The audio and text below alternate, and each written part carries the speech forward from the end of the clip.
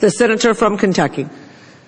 We are engaged in a third war at a time when our country is struggling under an enormous debt, at a time when we are engaged in two wars. Historically, our country has fought war by asking for congressional authority.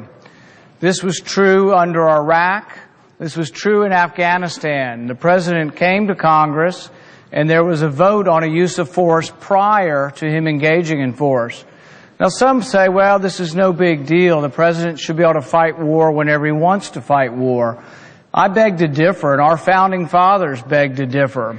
Madison said that the Constitution supposes what history demonstrates, that the executive is the branch most prone to war and most interested in it. Therefore, the Constitution has, with studied care, invested the power to declare war in the Congress. I think this is an incredibly important debate. When we talk about sending our young men and women into harm's way, into another war, the fact that we would have a president send us to war without any debate. Your people's representatives have had absolutely no debate, and we are now involved in a third war. The language of my resolution is not unfamiliar to many. The language of this resolution are the President's words. In 2007, Barack Obama said, "The President does not have power under the Constitution to unilaterally authorize a military attack in a situation that does not involve stopping an actual or imminent threat to the nation." This was very, very clear what the President said, and I agree with what candidate Barack Obama said. We should not go to war without congressional authority. These are the checks and balances that give you a say, that give the people of America a say through their representatives. This allows us to say when we go to war through our Congress, not through one individual, but through 535 individuals that you elect. I think the decision to go to war is such an important one that we shouldn't leave it up to one person. Our founding fathers agreed with this.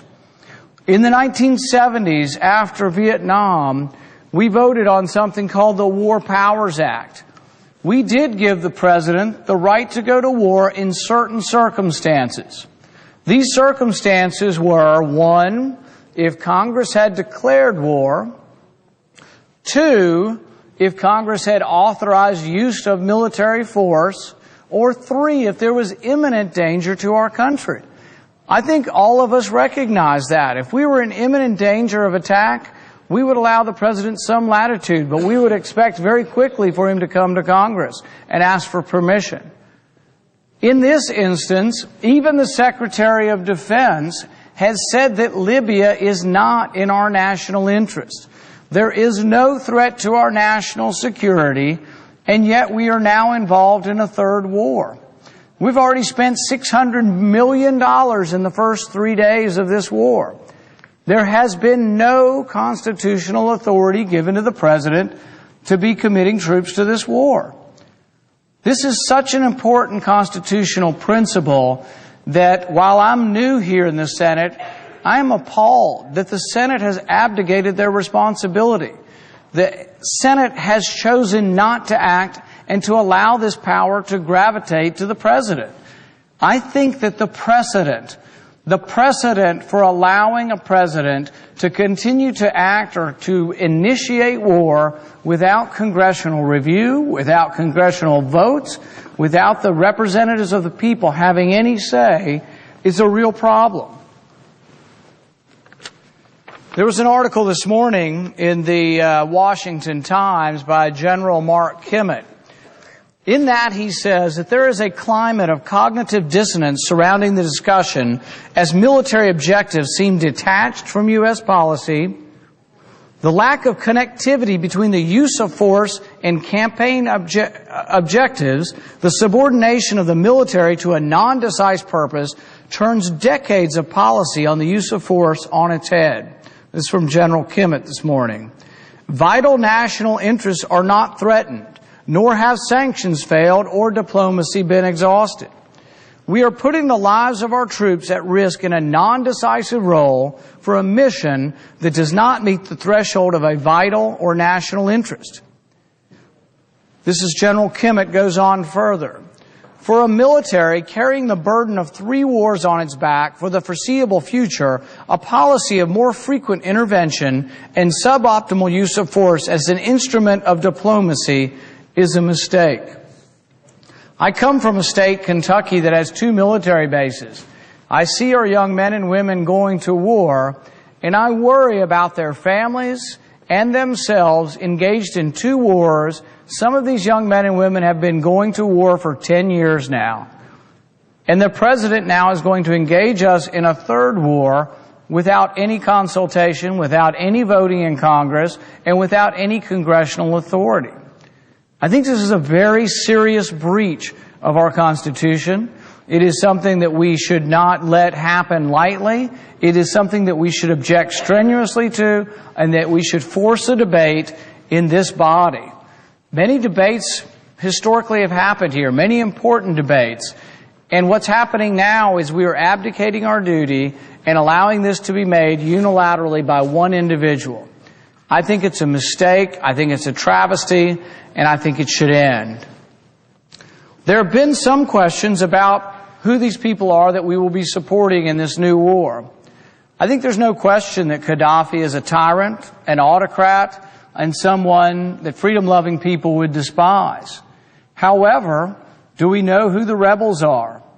During the 1980s, we supported the freedom fighters in Afghanistan. Do you know who turned out to be the leader of the freedom fighters, or one of the leaders? Osama bin Laden. Now our mortal enemy was receiving money from the United States and support from the United States for over a decade. In fact, the State Department's stated goals in Afghanistan during the 1980s was radical jihad. We were in favor of radical jihad because we thought the Islamic radicals hated the Russians worse than us. They did until they got rid of the Russians. Now they hate us as much or more. I think we have to be very careful in going to war.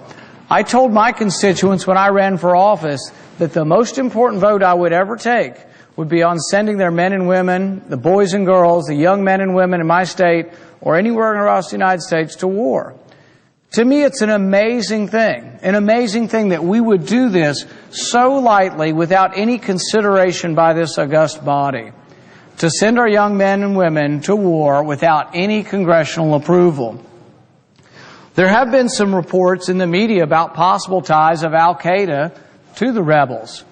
This morning in the Washington Post, a former leader of Libya's Al-Qaeda affiliate says he thinks freelance jihadists have joined the rebel forces. NATO commander says some of Al-Qaeda and Hezbollah forces are fighting Gaddafi forces. Former jihadist Norman Benatman estimates 1,000 jihadists in Libya. These are the rebels. We have to ask ourselves, when Gaddafi's gone, who will take his place?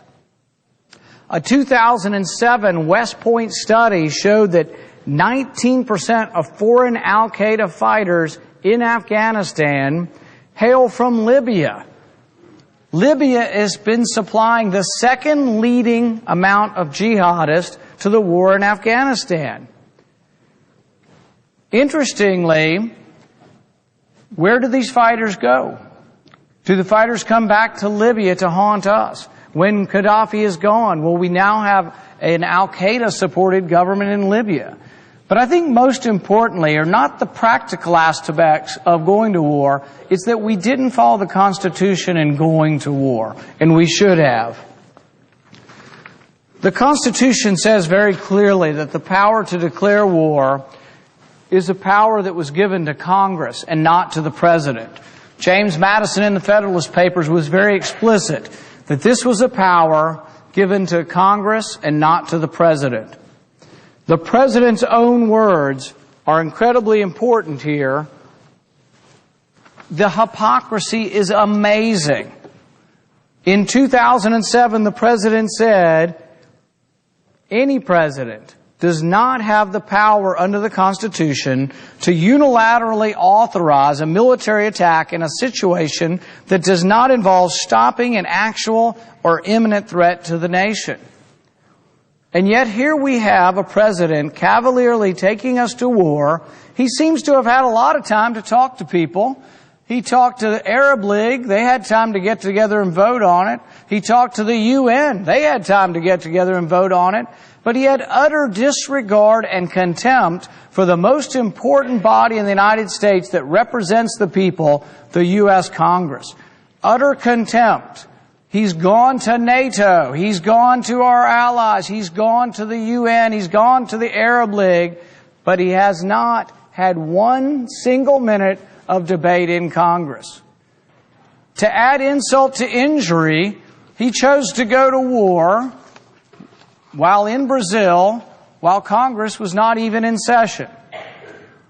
This really should not be the way we operate as a constitutional republic. I'm saddened that no one here seems to stand up and say, why in the world would we let a president take us to war without any debate? Why in the world, when we're involved in 2 wars, would we get involved with a 3rd war without having a debate in Congress? This, to me, is a remarkable and really tragic set of events. I hope that the Congress and the Senate in particular will see fit to pass this motion, which sends the bill back to committee with specific instructions.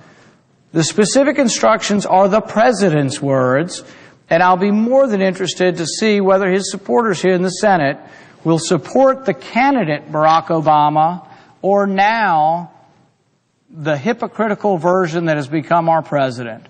This is an important question beyond, I think, any question that we will address in this year. Our fiscal problems are really a tragic problem that we face now, but this really pales in comparison to usurp the power of war, to take that power upon himself unilaterally without any debate in Congress. I urge the passage of this motion and recommittal to committee.